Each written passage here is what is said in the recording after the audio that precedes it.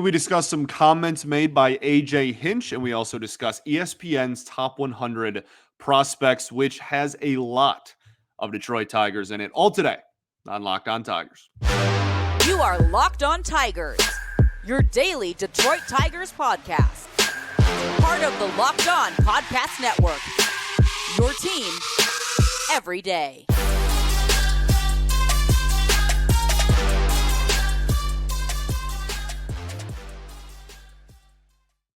What is up, everybody? Welcome back to another edition of Locked On Tigers. I'm, of course, your host, Scott Bentley. Today is Friday, February 2nd, 2024. Thank you so much for making Locked On Tigers your first listen every single day. We are free and available wherever you get your podcasts, including YouTube, part of the Locked On Podcast Network, your team every day. Today's episode is brought to you by FanDuel. Make every moment more. Right now, new customers can join today, and you'll get $200 in bonus bets if your first bet of $5 or more wins. Just visit FanDuel.com/lockedon to get started. Alrighty, welcome back, everybody. Hope you all had a fantastic week. Happy Friday to all.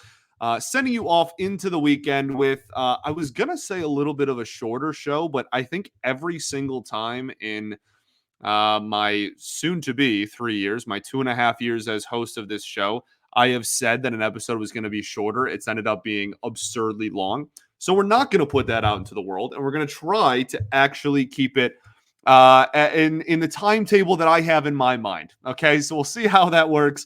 We are going to discuss two main topics today. AJ Hinch was on Jon Heyman's podcast via the New York Post and made some comments there. His comments about third base specifically kind of caused a stir in the fan base. So for the second episode in a row, and for what seems like the 15th time this offseason, we will be discussing third base yet again.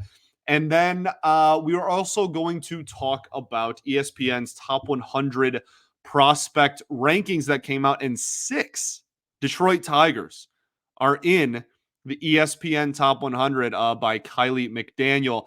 Now, again, this is one of many prospect lists that will come out. Pipeline did theirs a few weeks ago. We talked about theirs when theirs came out. And when Pipeline has its top 30 for each organization, we will certainly go over that again. But another list, and this one, because it is riddled with Tigers, we're going to spend some time talking about this. Some other names, non-Tigers names that kind of jump out at me as well. But let's start with AJ Hinch comments on a Jon Heyman podcast. All right. This show is called The Show, a New York Post baseball podcast. It is Jon Heyman and Joel Sherman. They do a great job. They talk a lot of Mets and Yankees, obviously, because it's New York Post, but they're really good about bringing in other baseball minds from different fan bases, etc. And AJ Hinch is actually on the show relatively, I don't want to say often, but he's been on several times over the last couple of years. And so AJ Hinch was on again, and they just kind of asked him a lot of questions about the current state of the Detroit Tigers. So we're not going to go in depth and just do like me reacting to what AJ Hinch said. You can just go watch their show. Please, support that show as well. Just be sure to go watch it, and you'll get a much more in-depth breakdown. You'll get it straight from the source, hearing everything obviously from AJ himself. But there are a couple of things that he said that I want to break down further. Obviously, the big one is going to be third base, but there's a couple of other smaller ones I want to start with. One was the acknowledgement that this team in the AJ Hinch era has gotten off to incredibly slow starts. For whatever reason, this team, and this is not just an AJ thing, this is, there are a lot of years in my entire life where that's been a reoccurring theme. And before the AJ Hinch era, the team was kind of just like straight up one of the worst teams in baseball. So I don't really know if it was a slow start as much as it was just the team was really, really bad. 2019, I feel like the team didn't have like a horrific record in April in 2019. And then the second half, they call up Lugo, they trade Shane Green and Castellanos, obviously. That's really when that kind of derailed and they just like barely won it all the rest of the year. But I don't think that start they were still sub 500, I'm pretty sure, but it wasn't like horrible. So it's just been a theme in the Hinch era. This team has had really bad Aprils each of the first 3 years. And 2023 wasn't as bad as the first 2 years, and it still wasn't good. Right? Like that's and you can only use the weather excuse for so long, right? There are half of the league, not exactly half, I guess I'd have to count, but there are plenty of teams that are, north of like Tennessee and Kentucky that win games in April. Okay, I promise it's possible. You are not the northernmost team. You do not have to deal with the elements worse than several other teams, plenty of other teams, a plethora, if you will, of other teams that also have to deal with cold weather in April and the beginning of May. Like that's not just a you problem. So you're gonna have to figure it the heck out. And the acknowledgement of that, I appreciated at least. It didn't have like a plan of attack, but like, what is he gonna say, right? Just the acknowledgement of that, I appreciated. What else did he talk? Talked about Colt Keith. Sounds like it's a second base thing. We kind of knew that. We've been talking about that on this show for months now. So he did say that he would have to earn his spot. Not really. What is he gonna say? Like, oh yeah, we're just gonna gift wrap the spot. I would be pretty shocked if Colt Keith wasn't the opening day second baseman. But in the same breath, like I said on Wednesday's show, if he hits a buck, 20 or he hits 070, then like maybe they send him down. But I'd be pretty surprised if he wasn't. They did say that he would take some grounders at third still. So we'll see kind of what happens there. But I think Colt Keith's going to be a second baseman. Talked about the lines a little bit. That was cool. Talked about how excited he was about Casey Mize. That was cool. Talked about the rotation a little bit. Again, go listen to the show. He goes obviously way more in depth. I'm just kind of reading off bullet points of what he discussed. But the rotation talked about, they kind of debated back and forth, which if Tarek Skubal was about to take the next step and become, a bona fide ace in this league. Mark Canna talked about the importance of him, talked about the rotation in general, which I liked because this rotation, I feel like on paper is Tarek Skubal and then a bunch of guys who project to be like 3, 4, 5s in a good rotation. And they're deep, but they don't necessarily outside of Skubal have anybody who's like guaranteed to be a high-end starter. And Hinch talked about that and kind of the plans that they have. They're already working with Flaherty in the offseason and whatnot. So that was kind of cool. But the only other thing besides third base, which again, we will get to here in a second, that was kind of a talking point was Javi. They asked him straight up about Javi Baez, and essentially really all he said was, we've been working with him all off season. If this team wants to take the next step, they're going to need Javi to take, have a bounce back year kind of a thing. And that he's had, hot stretches over the last couple of years. However, they need to get him to be more consistent like he was, and et cetera, et cetera. And a bunch of people just like reply to the initial, like Jon Heyman's tweet about like, look, AJ Hinch was on the show and we talked about Javi and whatever. And a bunch of people are like, oh, like this is so ridiculous. Javi sucks. Why is he even saying this? Blah, blah. What do you want the manager of the team to say? Like, what? You know what I mean? Like, what do you want him to say? What do you want the dude to say? You want him to go on the show on a national platform and be like, yeah, well, our highest paid player, he freaking sucks. We have no hope for him. He's going to be awful. Like, that's not really a great selling points to future free agents. Like, if you suck here, AJ Hinch is going to publicly drag you. Like, that's, you know what I mean? Like, he's a professional. Like, I don't know what else people really expected out of him. But he did say that he's been working with, the Tigers trainers and whatnot, and that they're hoping for a little bit more out of him this year. We'll talk about this more in depth. We're going to have, again, next week, we go back to 5 episodes a week. And we're going to start rolling out our, player previews for the year. For Javi, I'll tell you right now, if his OPS starts with a 7, I'm going to gladly take it. I'm going to take it as a successful season. If he still has elite range at shortstop, can maybe limit some of the throwing errors, and have an OPS that starts with the number 7. I don't care if it's 702. If it starts with a 7, I'm going to gladly take that production from Javi and run with it. All right. Let's talk third base. We'll talk about what AJ said about third base, and then obviously talk about kind of my opinion of third base as well. We'll do all of that right after this. Happy Super Bowl to all those who celebrate from FanDuel, America's #1 sportsbook. If you're like me, so Super Bowl Sunday is all about scoring the best seat on the couch, grabbing your favorite football snacks, and placing some super bets. Look, it's the most bet on sporting event of the year for a reason. It is so much fun, and they have more than just your traditional which players will score a touchdown, or how many points will be scored, or the spread, or just straight up money lines and whatnot, which they still do have. But Super Bowl 58, you can bet on so much more. You have what color the Gatorade is going to be. You have heads or tails on the coin toss. You have how long the national anthem is going to take, right? And so much more fun stuff. So FanDuel has a ton of ways for you to end the season with a W or 2 or 3. And new customers can join today and get $200 in bonus bets if your first bet of $5 or more wins. So visit FanDuel.com/lockedon to sign up. That's FanDuel.com/lockedon. Make every moment more with FanDuel, an official sportsbook partner of the NFL.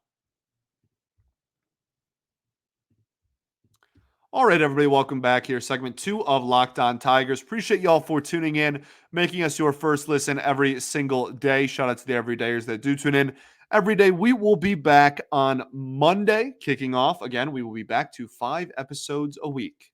Sometime next week, we'll have a mailbag. It won't be, don't put your questions for this one. It's probably going to be one of the earlier episodes next week. So don't put your questions in the comments to this one. Wait, I think it's going to be Monday's show. So we will, or Tuesday's show for you all. Monday's recording for me. So keep an eye on that, but I'll make it very well known when it is. Also, be sure to check out Locked On Sports Today, the first ever of its kind 24/7 streaming channel covering the top sports stories of the day with local experts of Locked On, plus our national shows as well. So go to Locked On Sports Today on YouTube and subscribe to the first ever national sports 24/7 streaming channel. So third base. I don't want to spend too much time on this, to be honest. Full peek behind the curtain. This is the second time I'm recording this episode because of how much I feel like I already spent too much time on it in my first one. I feel like for this show, we have talked about third base ad nauseum. I don't get asked my own name on a daily basis more than I get asked about the Tigers' third base situation. It's remarkable. Okay. So on Wednesday's show, I ended Wednesday's show talking about the red flags that come with signing Matt Chapman and how I don't think we should all be, pounding our fists on the table and really clamoring to go give this dude, 25 AAV for a long-term deal. So if you want a more in-depth on Chapman specifically, just go to the end of Wednesday's show, okay? Talked about it a lot there. Third base in general with what the Tigers have. AJ made a comment. He mentioned a couple players by name. Evan Petzold wrote a great article about this situation as well, where he said Zach McKinstry's name, he said Matt Vierling's name, and he said Andy Ibanez's name. Talked about Andy Ibanez several times. Seems to be a big fan of Andy Ibanez, AJ Hinch. And so the point that he made was he didn't say the word platoon, but he basically said, we want to have this revolving door. And it kind of sounded like, when you're watching Moneyball and every single line in the entire movie, and the part comes up where he goes, we'll recreate him in the aggregate. That's kind of what this sounded like in this context. He was like, you know what? We need to go away from just every position as to have one set player. And we are going to have a third base situation where if we have a few guys that I think we can play matchup ball with, we can create one third baseman out of 3 or 4 different players. Was, again, a slight paraphrasing. Go watch the show again. But that is essentially what the point was of the comment. You can be frustrated that they didn't address third base this entire offseason at all and still understand that they are not just running it back or like straight up repeating what they did at third base last year. That is possible. Okay. Last year, the Tigers got horrific production out of third base. Horrific. Awful. They were like negative 20. Evan Woodbury of M Live tweeted out third base stats earlier this week, Monday or Tuesday. Or actually Wednesday or Thursday. I don't know what day of the week it is. And talked about like negative 22 or 23 OAA and an OPS of like sub 650. I want to say it was in the 640s or maybe even like 620s. It was not good. Okay. They got horrendous production out of third base. But Nick Maton and Jonathan Schoop started a legitimate amount of games. Nick Maton led the team in starts at third base. He was in the first percentile in OAA, one of the worst defenders in all of baseball, and was one of the worst qualified hitters in all of baseball before being sent down. Jonathan Schoop was a negative OAA at third, despite being a massive plus at second, and was literally the worst qualified hitter in baseball before he was DFA'd. So this like conception that the Tigers didn't address third and they're just going to repeat production that they got last year, this year, is kind of ridiculous to me. And look, I've been wrong plenty in my life, and crazier things have happened. Maybe Matt Vierling goes out there and even though he was an average third baseman and had an OPS in the 700s last year, he goes out there and hits, 190 and is the worst defensive third baseman we've ever seen for some reason. Then maybe that happens. Maybe it does. They play the games for a reason. We'll see. But this preconceived, like, just assumption that the Tigers are going to go into the year and repeat the production they got out of third base last year, this year, I think is really wild. Like, that's just wild to me. Two of the guys that started, that took up over half, the two of them combined took up over half of the starts at third last year, aren't going to be playing third base for this team.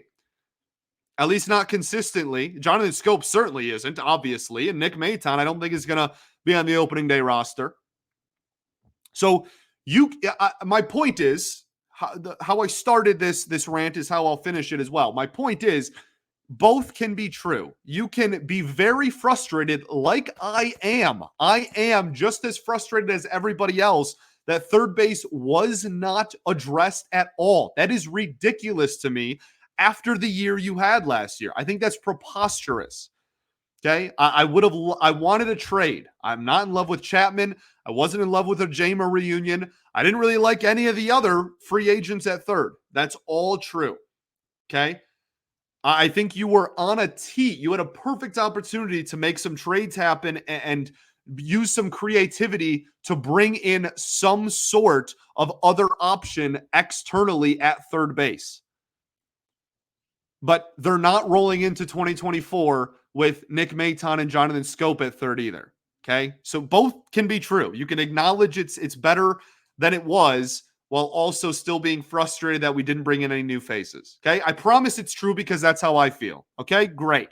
Let's move on to ESPN Top 100 Prospects because I genuinely, I don't want to talk about third base again until we're in spring training and we're debating, on who's going to be the opening day third baseman and whatnot. I'm kind of done with like the offseason third base narrative. We've talked about it at length on this show ad nauseum. ESPN Top 100 Prospects, super exciting. The Tigers have 6 players, 6 in ESPN's Top 100. That is awesome. I believe that's some of the most they've ever had. There's another great rundown on Bless You Boys, which is the SB Nation Tigers branch, and Brandon Day, who has done a fantastic job with Bless You Boys for many years, wrote a great article kind of breaking down the top 100 and the 6 Tigers within it. So go read that if you want more reading material. But Kylie McDaniel, formerly Fangraphs, now ESPN, released his top 100 for ESPN. And the 6 Tigers that were on there were Jackson Jobe, Max Clark, Colt Keith, Parker Meadows, Jace Young, and Kevin McGonigal.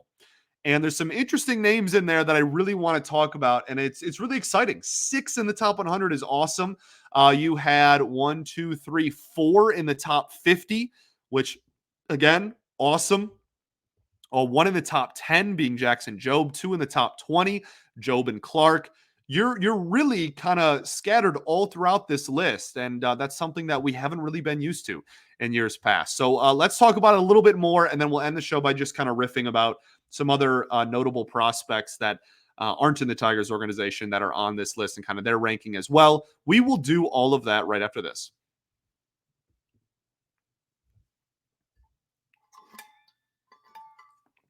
All right, everybody, welcome back here. Third and final segment of Locked On Tigers. I appreciate you all so much for tuning in as always. So, talking about the 6 Tigers that are on ESPN's top 100 prospects list. Now, like I said, Job, Clark, Keith, Meadows, Young, and McGonigal. I want to start with McGonigal because I think he's the most fascinating addition here. He is ranked 95. They have him listed as a shortstop / second baseman in the article. And I'm just really pumped that he's getting some recognition because he had an absolutely fantastic introduction to pro ball. The write-up is great. Again, go check out the article on ESPN, kind of breaking down everybody in the top 100. But we talked about it on draft night, right? When we were doing our draft recap episode. You can go check that out. Obviously, everything stays up. And McGonigal was considered to be one of, if not the best, like pure hitter in the high school class. It's just he didn't excel in any of the other tools. And Walker kind of had a power frame, and Clark kind of had this, hopefully, if everything goes well, 5-tool potential. While McGonigal was, pure hitter. And I don't think he's going to stick at shortstop. I don't think there's very many people out there internally or externally, speaking about the Tigers organization, that really believe that he's going to be a shortstop long term. But if he even ends up at second or third, or heck, even corner outfield, the upside with the bat here is really exciting. And there's a lot of, there's some concern about the power long term as well, and how much he'll be able to kind of use his power. He's still super young. Again, high school bat, still got to grow a little bit, I'm sure, as well. But just great bat to ball skills. And I think when you look at somebody, and I'm not comparing these guys one for one, but when you compare him to Colt Keith, right? Colt Keith was drafted as a middle infielder that had no power, but good bat to ball skills, grew into his body, found a place in the diamond, right? Second base, and grew and got bigger, and then started hitting bombs, and now is this really good, well-rounded hitter. I think that there's a lot of similarities between Keith and McGonigal in that regard. Obviously, completely different, swing paths and profiles. Well, pretty similar profiles, actually, but different hitters, obviously. But again, man, like McGonigal, lefty bat, right? Like there's a lot of similarities there. And I'm really, really excited about Kevin McGonigal. Really excited. I'm really excited to see what he can do this upcoming season. Now that we've kind of got the draft year in the review mirror, I'm really pumped in A, where he's going to start in the minors, and B, how quickly he can move if he just starts raking and maybe finds a home defensively that isn't shortstop. So we'll see what he has in tune for us in 2024. Jace Young comes in at 63.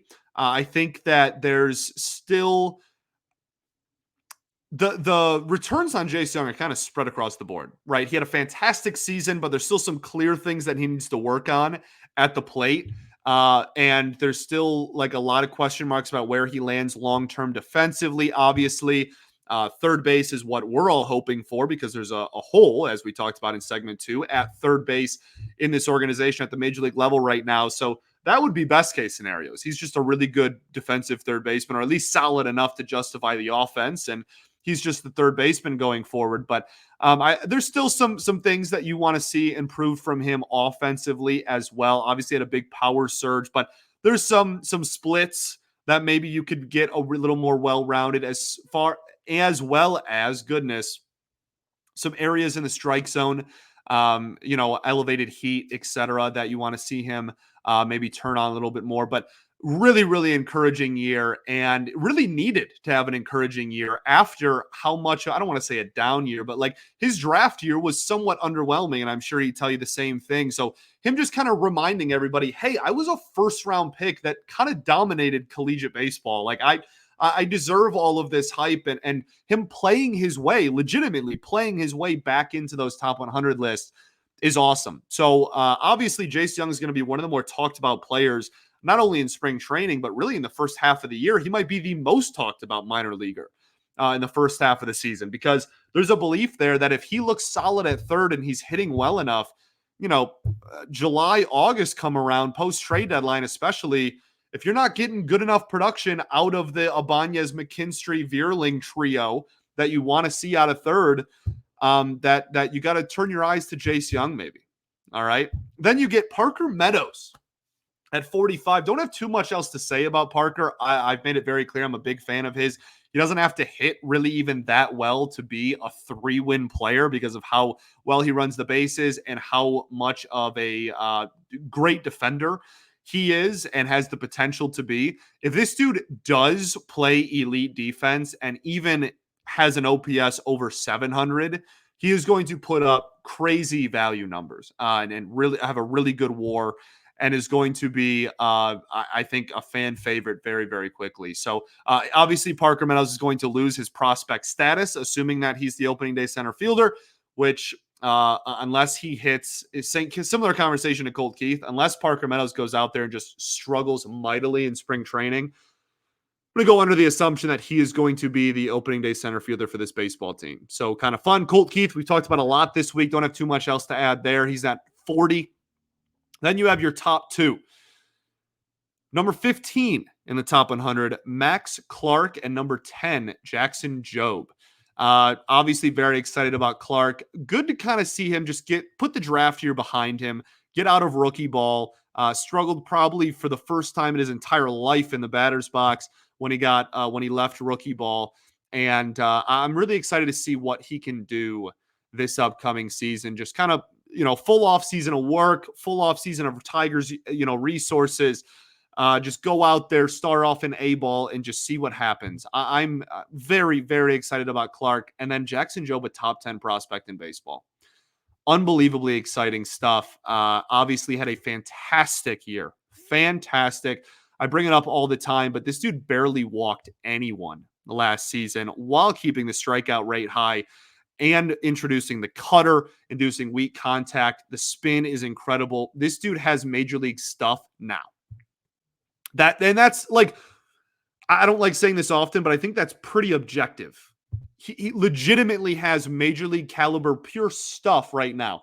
There's some sequencing stuff he has to work on, right? Utilizing the cutter even more, when to throw the slider. Is he going to throw the slider at all to lefties, like long-term, right? Like there's plenty of stuff he still has to work on and work on the changeup maybe a little. It's a great swing and miss pitch already, but command of it a little bit. But in terms of stuff, he's already there. He's a major leaguer in terms of stuff. It's just about ironing out the fine details and command and when to go where. And I'm sure that Fetter and Lund and Nieves and this catching staff is already going to have him prepped and ready to go. Again, I've said it a lot. We know we're going to see him in Major League Spring Training, which is exciting. It would not shock me if Jackson Jobe pitched Major League Baseball in August or September of 2024. It really wouldn't. So yeah, there you go. There's your Tigers, all 6 members of the top 100 prospect list. Some other notables. You know how I said Jackson Jobe was 10? Here's a fun tidbit. Marcelo Myers, 28. Okay. Glad that sunk in. Who else?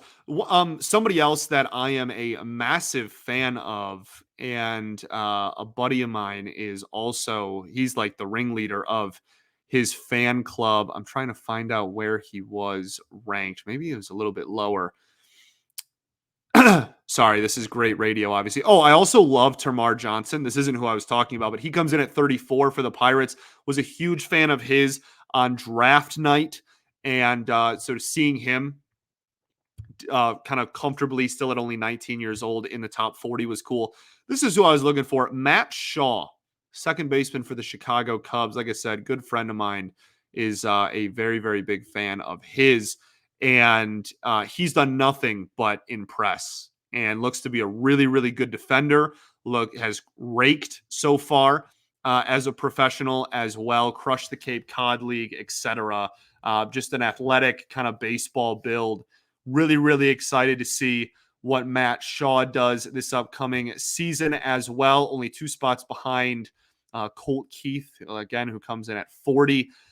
A lot of, obviously, Baltimore Orioles throughout this list. Holiday comes in at 1, as he does in a lot of lists. Colton Cowser at 50 for the Orioles, I love.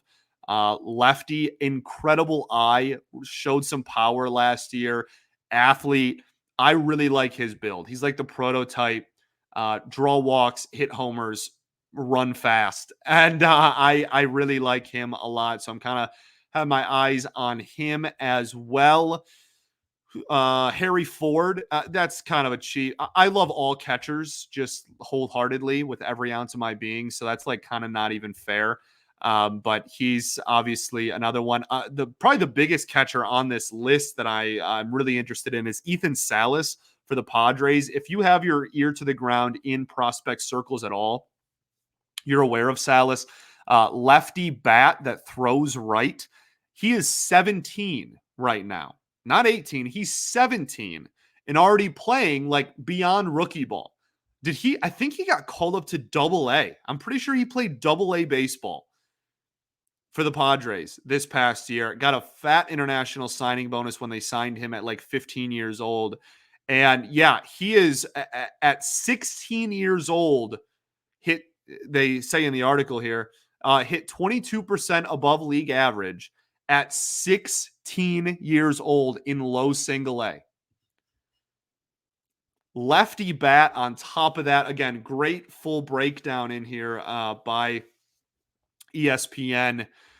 So be sure to check out the article as well. I don't want to say too much to encourage people to read it. Still, Kylie does a great job as always. But one of the sentences he has in there is just like, look, if he even puts up close to the season that he did in 2023 and 2024 in Double-A, he's going to be the number one prospect in baseball because he's already like borderline top 10 and he's not 18 yet. This dude could be like 17 years old, 18 years old in AAA. We're talking about a potential, generational talent here. So someone to keep an eye out for sure. And then the last name is actually number 100 exactly on this list. Drew Jones, obviously top pick from a few years ago and the son of should-be Hall of Famer, in my opinion, Andrew Jones.